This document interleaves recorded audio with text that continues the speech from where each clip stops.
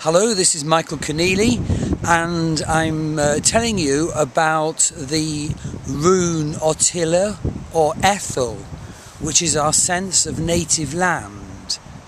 And I'm talking to you from the Thwaite stone circle, a Bronze Age stone circle beyond Kettlewell in the Yorkshire Dales.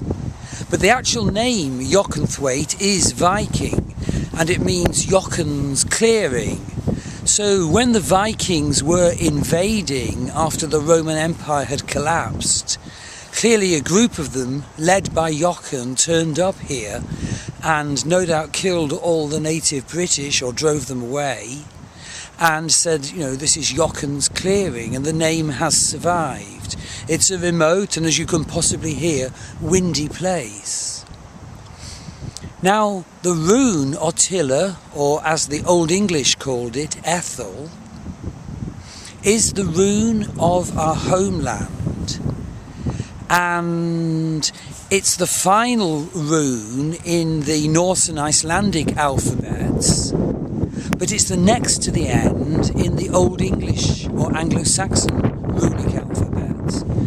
So the Anglo-Saxons didn't end by returning to their native land. Their final rune, the next one on, is Dagas, a new day dawns. And personally I think that's appropriate because there are never endings. Deaths are rebirths. And I have found in the tarot, for example, a death can often show up as the Fool, a new journey.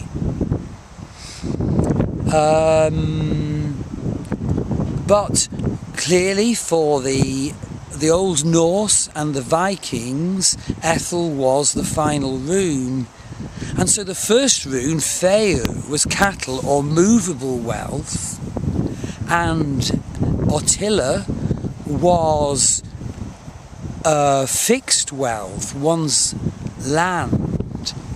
And indeed there was a sense of blood being connected to the land, and people being rooted to the land and defending their homeland. And sometimes when long journeys were made, they would take some soil from their homeland space to carry with them. One's native land was something to be defended, something to be valued. Indeed, it was something to draw one's sense of identity from. And even today, people draw a sense of identity from the land they live on. And indeed, there are ideas of sacred landscape as well, and people draw identity and connection from those.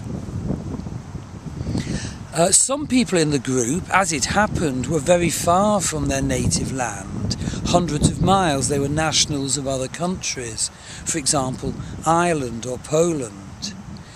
And there was a sense of disconnection from the basis of existence described by the rune. But one young man said, of course, my homeland, my true homeland, is within myself. And that is true. We shouldn't and can't draw a realistic sense of identity from our homeland or any of the roles we occupy in life. Our homeland is ourself. And probably that is the true meaning of the rune. Astrologically, the homeland, certainly in Vedic astrology, is the fourth house. And so people with, for example, Neptune on the IC, the Imumcheli, the bottom of the chart in Western astrology, are people with no roots. But of course, they may have roots that are spiritual, if not illusory.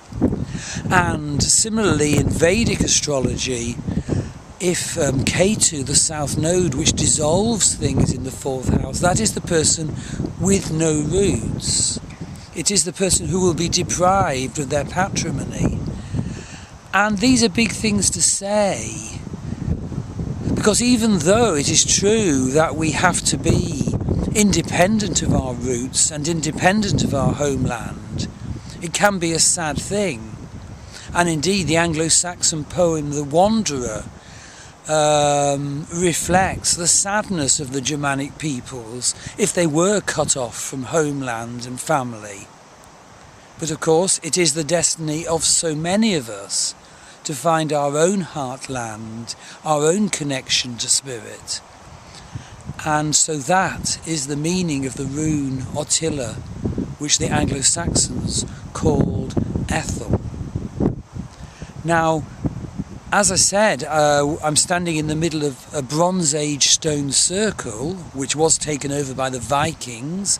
The stone circle would have been built about 1,300 years ago.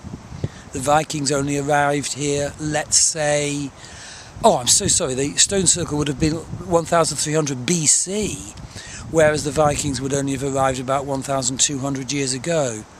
And so we'll perhaps close the little video with a shot of the stone circle and wonder why the Bronze Age people built a sacred stone circle here. Why did they go to all the trouble here? And what's the reason for the alignment of the stone circle? Is it aligned to the stars, or to the risings and settings of the sun, perhaps on solstice day? Or is it geomantic, aligned according to the sacredness of the landscape, just as in Stonehenge there's water nearby? Is that some clue? Okay, so we'll close with a view of the circle.